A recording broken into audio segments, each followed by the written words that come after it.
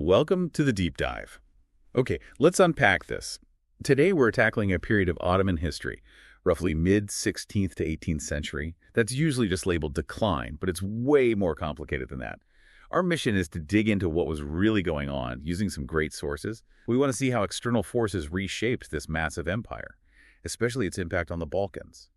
You'll find some surprising stuff here. That's right. And what's fascinating is if you shift perspective, it's less about inherent decay, like the empire just rotting from within. It looks much more like a struggle, a response to relentless pressure from the outside.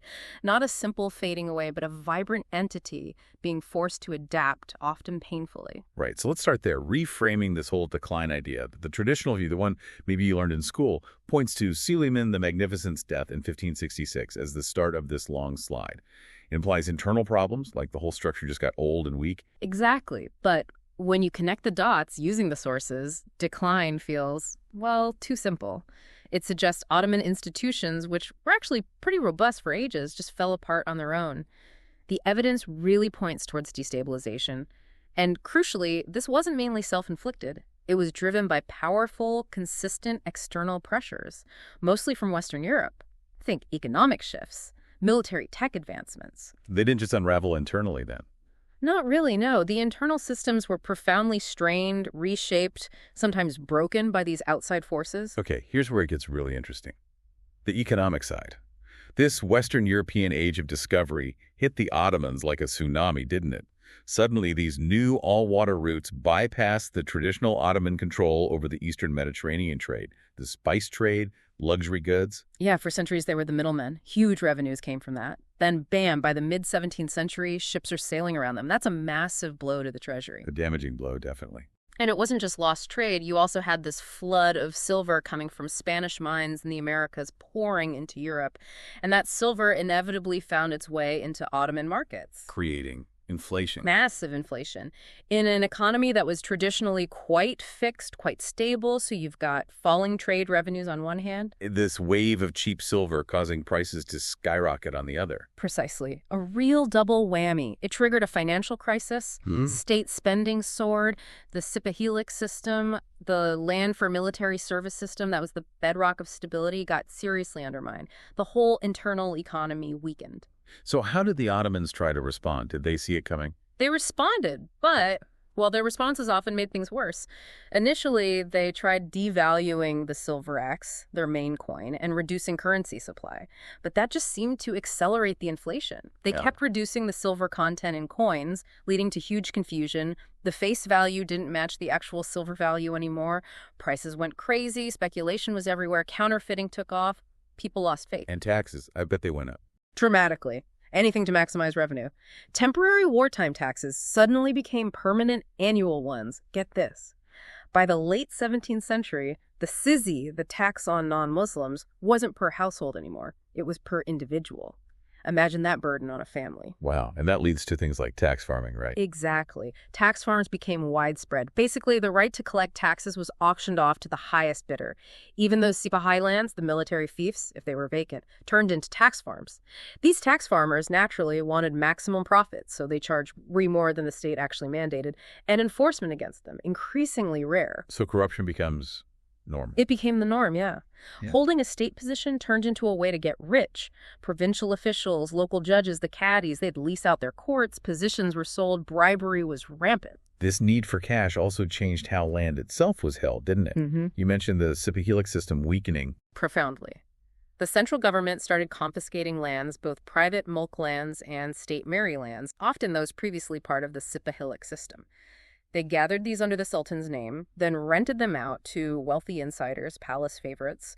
These people then sublet them. So less land under direct government control. Precisely. And these new non-military landlords, they weren't thinking about state service. They saw land purely as a way to make money. They found ways, often through bending rules or bribery, to turn their leases into hereditary private estates. These became known as sifliks. Market-oriented, worked by peasants who were increasingly tied to that land. How else could you get a siflik? Well, sometimes through outright bribery, or forcing peasants, the araya, into debt so they had to sell their land. even transforming religious endowments, vakifs, into these plantation-like estates outside government reach. So what did this fundamental shift mean for the empire's actual power? Less land supporting the military. Right. That's a huge consequence. The Sipahu warriors, their income already hit by inflation, now had to compete with these rich new landowners. Land got concentrated in fewer hands, smaller Sipahi holders were ruined, and either way, the central government lost out. It lost direct control over vast tracts of land and the revenue they generated, which in turn just fueled the abusive tax farming system even more. It really raises that question you mentioned. How does a state hold on to power when its economic foundations are crumbling away like that? Exactly. And the people at the bottom, the Rai'aya, the peasants, they must have been crushed. They were the ultimate losers, yes. Their taxes supported everything: the state, the landlords, the tax farmers. By the late 17th century, we're talking taxes in the Balkans, sometimes exceeding 80% of what the land could produce, sometimes even more than its total value. It's staggering. How could anyone survive? Many couldn't. They borrowed money, often from the local landowners, using their land as collateral. Default was common. They'd lose their land, end up tied to the Siflik as laborers. Plus, they faced heavier labor demands, higher tithes under these new Siflik owners. It's a stark reversal. By the late 18th century. Balkan peasants were arguably worse off than their Western European counterparts. A complete flip from earlier centuries. Crushing exploitation. So did they just take it, or did they flee? Many fled. Ottoman tax registration wasn't always watertight, so they'd try to slip away, move to the cities, or maybe onto vakif lands or imperial haz estates. Haz estates being? Lands managed directly for the sultan's personal income. Sometimes different rules applied there. But going to vakif or haz estates wasn't always better. It could be, as they say, out of the frying pan and into the fire. Conditions could be near serfdom, even slave-like. So cities were the better bet. Relatively speaking, maybe. Urban households often paid double the taxes, but there were more ways to earn cash, which you needed for those taxes. Cities, often being haz holdings themselves, tended to be a bit more stable, so they attracted runaway peasants, artisans, dealers, even former warriors like the voiniks. And Ottoman law allowed this. Yeah. You weren't legally tied to the land. Generally, no. You weren't a serf in the Western sense. You could pay an annual fee to leave or even sell your plot. But life in the cities wasn't easy either, I imagine. No, definitely not. Poor housing, not enough jobs, low wages, friction with the existing guilds who didn't like the competition, rising crime, the usual problems of rapid urbanization.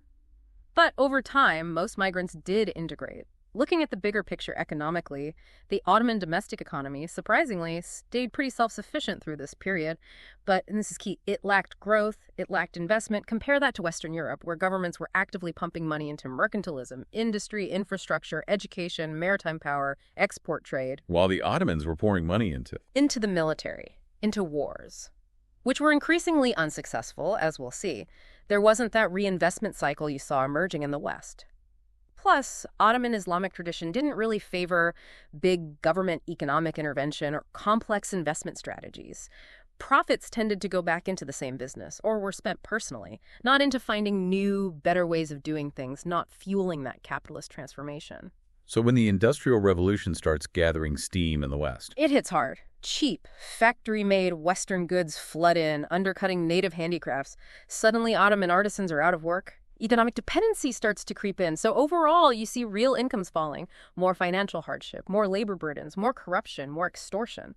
And among the Balkan non-Muslims, the Zimmis, discontent is definitely growing. Okay, so that's the economic pressure cooker. How did this connect to the military side? You mentioned the Ottomans pouring money into the military, but it wasn't working as well anymore. Exactly. The economic weakness and the West's advancements fed directly into a growing military mismatch. Western Europe was developing new tech, new industries, new ways of organizing armies, and that gave them the upper hand. Think about it. The Ottomans had been gunpowder pioneers centuries before, but then they kind of stagnated. They stuck with the traditional tactics that had worked in the past. Mounted warriors, mass janissary infantry, big, heavy, often immobile cannons. While the West was moving toward professional, state-controlled armies. Huge emphasis on gunpowder, but differently.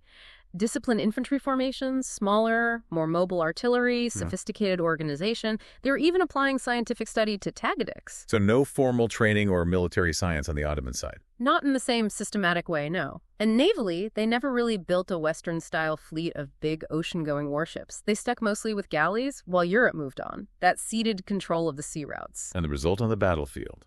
By the late 17th century, the European edge was pretty clear. Defeats became more frequent. Major territorial losses started after that disaster at Vienna in 1683. Think about the losses to the Habsburgs, Hungary, Transylvania, Belgrade changing hands. Venice took the Morea, parts of Dalmatia, even Athens for a while. The treaties, Sremski-Karlovci in 1699, Pozarvac in 1718, they formalized these setbacks. Were there any Ottoman comebacks? There were temporary successes, yeah. They got Moldavia back in 1711, regained Belgrade in 1739 for a time. But these were blips in a downward trend. And meanwhile, Russia is emerging as a major threat. A huge threat. Catherine the Great had massive ambitions. That Treaty of Küçük-Kanarca in 1774 was a landmark. Russia got land along the Black Sea, free navigation, and that really controversial clause allowing them to represent the Sultan's Orthodox subjects. Catherine even had plans to carve up the Balkans entirely with the Habsburgs at one point. So why didn't that happen? Why didn't they lose even more territory? Largely because the European powers were too busy fighting amongst themselves. Their rivalries inadvertently protected the Ottomans to some extent, but the price was a loss of independence. Russia now had a say in Ottoman affairs. Britain and France used old trade agreements, the capitulations, to get economic strangleholds, especially on sea trade. 2 centuries of almost constant, costly warfare took a massive toll. Less land meant less revenue. And this military situation must have hammered the internal military structure, the Sipahi's you mentioned. Absolutely. Western firepower made the traditional Sipahi cavalry less and less relevant on the battlefield. Why risk your life when your methods weren't working? More and more Sipahis just refused to serve. They preferred to stay home, focus on their sifliks, their estates. It made more sense economically. So the state had to rely more on paid infantry, the Janissaries. Yes. Which cost more money, more revenue needed. This shift basically killed the old Sipahilic land-for-service system. By the late 17th century, it wasn't really functioning. A new system emerged, sort of improvised, regional infantry forces under the command of the provincial governors, the valas. And the Janissaries themselves were changing. You mentioned the devshirme, the child levy, was declining. Right. The devshirme faded out. The last big levy was late 17th century. Why? Well, inflation made the rural population too valuable as taxpayers to just take their kids, so recruitment changed. Sons of Janissaries, local Muslims, they started getting into the ranks, often illegally. Central control broke down. They became unruly. They got involved in city life, became artisans, guards, tax collectors, policemen. More focused on personal gain. They demanded higher salaries, rebelled if they weren't paid. They even got into land speculation. So not exactly the elite fighting force they once were. Definitely not. Their military value plummeted. Their loyalty wasn't really to the Sultan anymore, but to their region, their property, their local valley. And the valleys needed troops. So they used these Janissaries, but also... They started recruiting local militias, the Martolos, especially in places like Albania and Serbia. They were loyal to the valley, but their fighting ability wasn't much better than the Janissaries. Not great against professional Western armies. And a long-term consequence. Putting more weapons into the hands of the local Balkan populations, who were getting increasingly unhappy. This sounds like a recipe for central control just evaporating. It was. The collapse of the Sipahilic system meant the Sultan lost his main tool for managing the provinces. And then, selling off official posts meant that provincial governorships, the valley positions, ended up concentrated in the hands of wealthy regional strongmen. They paid lip service to the Sultan, but they were building their own power bases, becoming effectively independent. Now, you mentioned earlier that maybe one factor was internal. Something about the Sultan's office itself. Yes. This is probably the clearest case where an internal Ottoman institution directly contributed to the destabilization. It raises that question. How did the very heart of the empire, the Sultanate, become a source of weakness? It started even after Suleiman, with less capable rulers. But the real mechanism involved the devshirme slave administration and the powerful women of the imperial harem. They saw an opportunity to consolidate their own power by weakening the Sultan. They played on a growing dislike for the old practice of royal fratricide killing brothers to secure the throne. So, starting with Mehmed III around the turn of the 17th century, they persuaded sultans to confine their sons to the palace for life, the infamous cage system, the cafes. The cage. Why? To prevent them building power bases in the provinces, which could lead to civil war, but the unintended consequence. These princes grew up with zero experience of the world, zero training in governance. They became puppets, pawns of the slave officials and the harem factions who had raised them. It's ironic, isn't it? A system meant to secure the throne ended up producing incompetent or easily manipulated rulers, a real self-inflicted wound. So these cage sultans, they weren't really running things. Often not. They were isolated, influenced by mothers, by cronies. They became mouthpieces for the powerful slave administrators and their janissary allies. These groups then pushed through self-serving laws, unjust taxes, unrealistic orders. Corruption and bribery went wild. If a sultan tried to reform things, like Osman II, they'd depose him. Or they'd make sure a weak successor took the throne, like Murad IV initially. Unbelievable. And how did the traditional Turkish elites react to this? They hated it. Many Turkish notables, warrior types, they fled the capital, disgusted by the slave administration and these isolated sultans. They went to the provinces, joined that regional system. They used the economic chaos to build up their own wealth, siftflicks, money, influence, and their resentment fueled their desire for independence from central control. They'd profess loyalty but refuse to send taxes, ignore orders, run things their own way. Which leads us to the Ayans, these regional strongmen. Exactly. Throughout the 18th century, you see these figures, powerful valiz, local notables, even bandit leaders carving out virtually independent territories. Anarchy intensified. The Ayans had their own armies, their own power. Central authority became just a name in many areas. By the late 18th century, there were about 10 major ones in the Balkans alone. Any famous example? Oh, yeah. Osmanoglu Osman Papa is one. Late 18th, early 19th century, started as a minor Bulgarian landholder, became a bandit chief, took over Vidin province. He fought the central government, raided deep into Serbia and Wallachia. The Sultan actually had to pardon him and make him governor because Napoleon was invading Egypt and the Sultan needed stability. Did pardoning him work? Not really. He kept raiding, briefly took Belgrade. His forces caused so much misery in Serbia, it directly contributed to the Serbian uprising in 1804. Wow. And another one. Tepedenli Ali Papa, Ali Pasha of Ioannina, even more notorious. Ruled from 1788 to 1822. Another bandit turned warlord. He built a huge personal empire, southern Albania, much of mainland Greece, Macedonia, the Ionian Islands. Ruthless, treacherous, he dealt directly with European powers during the Napoleonic Wars like an independent ruler. Eventually declared independence in 1819. His rebellion actually helped kick off the Greek Revolution in 1821 because it tied up Ottoman troops. Sultan Mahmud II finally crushed him in 1822, had him beheaded. Okay, let's unpack this.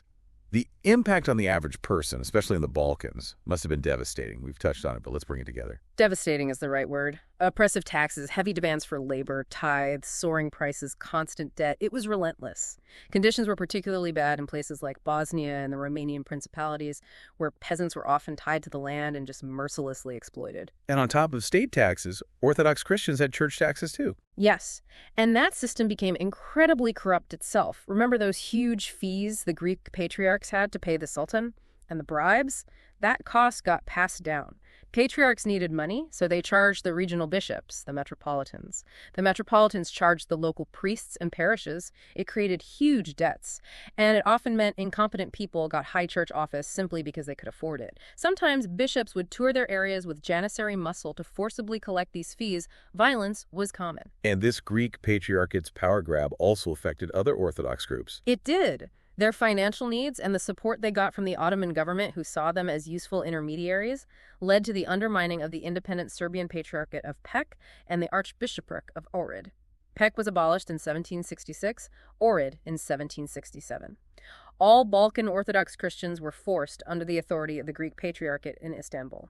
Consolidation, yes, but it angered many Serbs, Bulgarians, and others. Beyond the economic and religious pressure, there was just sheer violence. Constant violence and insecurity, military campaigns marching through, provincial anarchy, banditry. You had former soldiers, destitute officials, janissaries turning to banditry themselves, roaming the countryside, extorting people. Even official tax collection often involved beatings. And during wartime, it got much worse for Christian peasants. Looting, villages burned, torture, rape, extortion. It was a terrifying time to be vulnerable. You mentioned banditry, the haiduks and klefts. Were they like Robin Hood figures? They get romanticized later as national heroes resisting the Ottomans. And maybe some had noble motives, revenge against oppression. but often it was just greed, violence, attacking towns, caravans. Sometimes Western powers even hired them as irregular troops. It added to the chaos. All this hardship and violence inevitably led to uprisings. Albania, Bulgaria, Greece, Serbia, Kosovo, lots of local revolts, often near war fronts. But they were usually crushed brutally by the Ottoman provincial forces, which led to more destruction, more people fleeing. Like the Great Serb Migration. Exactly. Around 1689-90. After supporting a failed Habsburg invasion and facing Ottoman reprisals, maybe 40,000 Serbs, led by their patriarch Arsenij III, fled across the Danube into Habsburg territory. A major demographic shift. But you said Bosnia was different. How so? Bosnia was unique. The local Muslim landowners, the beys, managed to keep things relatively stable there. They actually became favorites of the central government for maintaining order. But they used this power to consolidate their own control. They also converted their old military lands into private sifliks and reduced the Christian peasants' zimmies to a state very close to serfdom. Taxes kept rising there, too. Why no major revolts there? Partly because the Bosnian Muslim elite had the support of the local Muslim free peasantry, and also because the Christian population was divided between Orthodox Serbs and Catholic Roots who didn't always cooperate. So amidst all this turmoil and suffering, was anyone actually benefiting? Surprisingly, yes. One group did remarkably well. The Phanariote Greeks. These were wealthy Greek families, mainly from the Phanar district of Istanbul and also Thessaloniki. They gained enormous wealth and influence, largely by dominating Ottoman maritime trade and even naval administration. How do they manage that? Their position was boosted by the increasing presence of Western Europeans and Russians in the region. Westerners liked trading with Greeks partly due to this neoclassical fascination with ancient Greece. The Russians favored them because they shared the Orthodox faith, especially in the growing Black Sea trade out of ports like Odessa. So Phanariotes set up trading posts all over Europe, becoming incredibly wealthy and cosmopolitan. And this wealth translated into power within the empire. Absolutely. Their money allowed them to effectively buy control of the Greek Orthodox Church. They could afford those huge fees for the patriarchate and bishoprics, dominating the entire Orthodox millet. They also became the empire's main bankers. Government officials, church leaders, even vassal rulers borrowed from them. And they were useful to the Ottoman state. Indispensable. They knew foreign languages, understood European cultures. They became the primary diplomats, negotiating with the West and Russia. And the peak of their power was? Reaching the thrones of Wallachia and Moldavia, the Romanian principalities, starting around 1711 with figures like Nicolae Mavrocordat.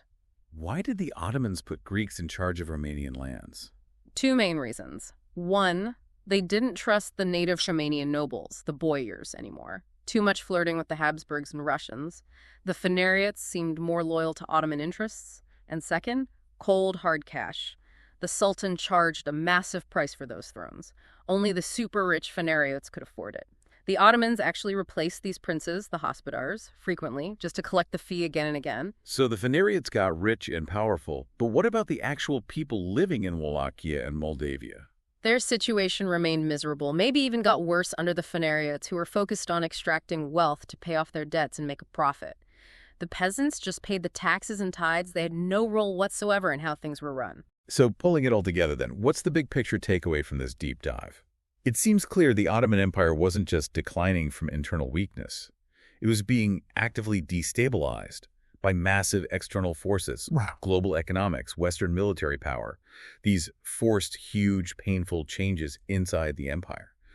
We've seen how these forces break down old systems, created new power structures, and fundamentally reshaped life, especially for the people in the Balkans. It really wasn't a simple story of fading away. Exactly. It underscores how interconnected things were, even centuries back, global forces impacting a regional empire in profound ways. And it leaves us with a thought, perhaps. How much are the internal struggles of nations today truly isolated? Or are they, like the Ottomans experienced, constantly being shaped and reshaped by these larger, sometimes unseen currents of global economics, technology, and power? Something to think about. That's a great point to end on, a reminder that history isn't always contained within borders. Thank you for joining us on this deep dive. Keep exploring, keep asking questions, and keep thinking critically.